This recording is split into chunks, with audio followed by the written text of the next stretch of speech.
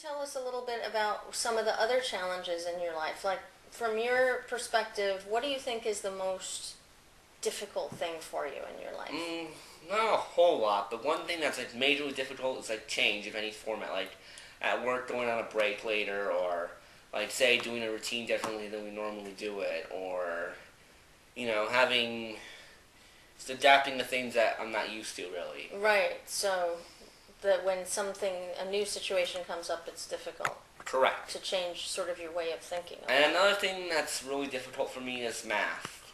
Yes. And what is challenging about math? Everything, like the format, like fractions, it's hard to bear with, then there's like signal numbers and like one and like double numbers, like one over number or another number, and sometimes you have to multiply it, but yeah, this is really... It's a lot of rules, right? In other words, right. And right. And also there's a lot of steps. Correct. And is a lot of steps is a challenge for you? Yes. In math, but also is it a challenge in life as well? Yes. When you have to remember a lot of steps. Correct. And to finish, the one thing that's hard for me is getting a girlfriend. Right. Well, but that's not something that is unique to you, right? Well, I think a lot of people have trouble finding a girlfriend. Or a mate, a soulmate. It just seems ridiculous that it would be that hard. That's something you want. It does seem ridiculous, doesn't it? Well, I mean, for my one buddy who I've been friends with since high school, he got girls all over him. Like, almost never gets turned down, really. Right.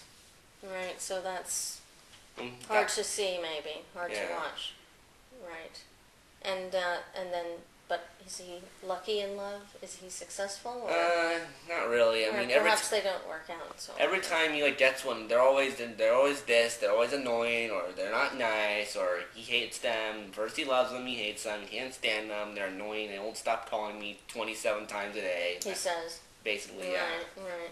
So what I'm getting is that what you find challenging, what's really hard for you is adapting to change. Correct. Making changes. If you have a kind of a routine. Yes. Then it's difficult to change that routine.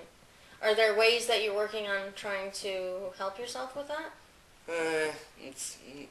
I mean, even though I should, it's still not really a problem so much really anymore, but I don't know, I haven't really found an alternate solution yet, but I'm trying, really. Well, we talked a little bit about your difficulties and your challenges. What really makes you happy? What do you enjoy doing a lot? Well, I enjoy hanging with my friends, and this another one of my long-term best friends, I always like it when he comes to see me once every 3 months. We crack each other up, and he always pulls jokes on me, and he's really funny. He himself went to the school, too, and he has bipolar disorder. Oh, okay. And he's, so he also has some challenges. Yes, because he's a Jew. So you sort of, okay, he's a Jew, interesting. And he doesn't even know to touch, when I was first met him. Okay, but, yeah. Right, issues also. Yes. Right, so the two of you perhaps talked about your issues together. Well, I want to talk now a little bit about your book. Your book is called Episodes, and it's very exciting. It's going to be published in September of 2009, and I know you worked really hard on it. And it's a little bit of an unusual format. It's different from a lot of other books. So I thought you could talk now a little bit about how you came up with the idea for Episodes. The format? Yeah, the format, and also how you sort of came to the whole idea about writing it and kind of what set it off and how it went. Well, the first thing that really happened was the format I got when I was researching on this website called TV.com about certain... TV.com. Yes, TV.com. And then maybe you can tell us a little bit about what TV.com is like. Okay.